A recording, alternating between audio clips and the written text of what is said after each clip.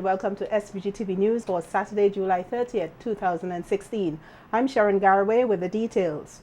Police reports have confirmed that 15-year-old Justin Young of Kittels died yesterday after a truck he was riding in overturned at the Fairhall Choppins area. Young, who was riding in the vehicle TQ-164, driven by Ricky Bruce and owned by Chris Wilson of Camden Park, encountered difficulty and overturned with Young and another passenger in the driver's riding area. Reports are that Bruce and the other passenger sustained only minor injuries while the teenager died on the spot. SVGTV News will bring more to you as the story develops.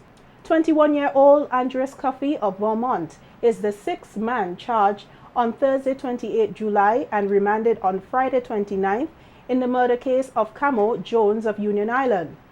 On July 20th, Jones was chopped and shot by his attackers while staying at a friend's home in Vermont. Police at the Major Crime Unit have also arrested and charged 5 other men in the Vermont area on Monday the 25th of July. They are Malcolm Paulin, Braden Joseph, Shemaiah Joseph, Courtney Joseph, and Mark Weeks. Jones's lifeless body was discovered with multiple chops and cutlass wounds to his body in the downstairs of his house in Vermont, where he was spending time. All 5 men who appeared on Monday before Chief Magistrate Rayshon Brown at the Serious Offences Court were on joint indictable charges and were not allowed to plead. Bail was not allowed as they were remanded into custody until November 1st, 2016, when a preliminary inquiry is expected to commence. The weekend weather update from the Meteorological Office indicates that a tropical wave will be affecting the country over the weekend. According to a release from the National Emergency Management Organization NEMO, dated today, July 30th, the weather will continue to be monitored and necessary update will be provided. The release, signed by Deputy Director Michelle Forbes, outlined that a westward moving tropical wave located just east of the island chain is expected to move over SVG on Saturday into Sunday, producing showers and possible thunderstorms. NEMO cautions residents and motorists in areas prone to landslides and flooding to be vigilant. Meanwhile, 2 other tropical waves located over the central, far eastern Atlantic are both showing signs of development and will be closely monitored as they move towards the Caribbean region. Students with excellent academic performances will gain much-needed assistance as the Norma Keyser Scholarship Foundation Incorporated awards, bursary, and scholarships next week will be handed out at the Searchlight newspaper office at Lower Kingston Park. Speaking to SVGTV News today, Corporate Secretary of the Norma Keyser Scholarship Foundation, Claire Keyser, stated that the idea behind setting up the foundation was to honor the work and commitment to education of the late Norma Keyser. The Scholarship Foundation was set up in 2015 on the 20th anniversary of Searchlight newspaper to honor the legacy of Searchlight's first editor, Mrs. Norma Keyser.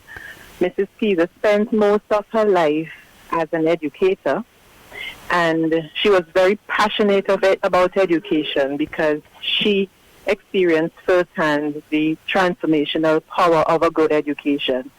So it was very important to her for all the children of St. Vincent and the Grenadines to receive a good education. So on the 20th anniversary of the newspaper, we thought that setting up a scholarship foundation in her honor would be a good idea. Keyser added that the scholarship and bursaries would be given to students in need who have an excellent academic record.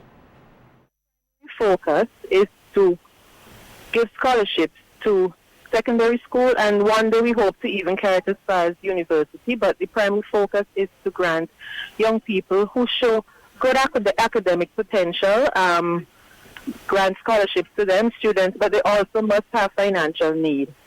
So we advertise each year for students who have passed the CPEA to apply, and after the applications have been received, we have an interview panel which interviews shortlisted students, and then from that process we select the persons who we grant the scholarships to.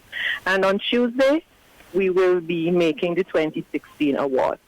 The Basic Needs Trust Fund, SVG Teachers Union, and the Ministry of Education Early Childhood Education 3 weeks training program came in for high praises.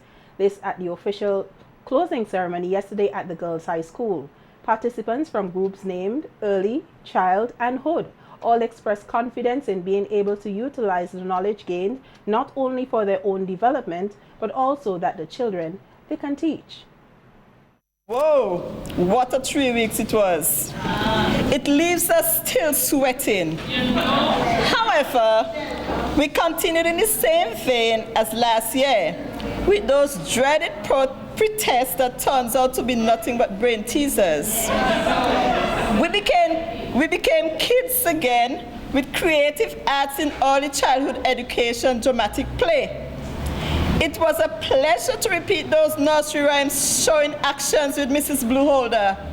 It was great fun to have those hips moving again. Wow.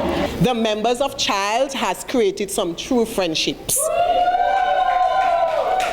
You would think that we would have known each other for years because we worked as a team and as a family. To our facilitators, rest assured that your efforts are not in vain, as we are returning to our classrooms refreshed, retooled, and rejuvenated. We would like to not just say thanks, but congratulate this coalition on being consistent in meeting for another year as a joint initiative to not just better the life of teachers, but most importantly, keeping the needs and interests of our nation's children at the forefront of all of this. After all, quality teachers equal, or at least should equal, quality education for a quality life for all our children. Law graduate and feature speaker Joseph Lane at the lecture hosted by the University of the West Indies Open Campus stated that the position of political strategy and foreign policy are fundamental factors in the Caribbean. Lane's statement came on Thursday, July 28th, as he delivered his feature lecture, which was based on the Grenada Revolution. He said the Grenada Revolution, which had its positive and negative impacts, was indeed a lesson to everyone. The feature lecturer said one of the greatest mistakes the country encountered was the fact that too much of the nation's resources were extorted, security and defense, due to consumption of fare during the revolution. Lane noted he strongly believes that if the leaders of the Grenada Revolution had opted to handle the revolution diplomatically, history would be written differently with regards to the 1983 period. He further noted other countries should take note and said it is the responsibility of the nation's leaders to make better decisions when posed with challenges of nation building. In today's world, completely different challenges are posed, and it is for our leaders to navigate our countries through those so that we do not find ourselves where our small countries could become big targets for any movement or any system. The lecture was held by the UWI Open Campus as the institution commemorates Emancipation Month.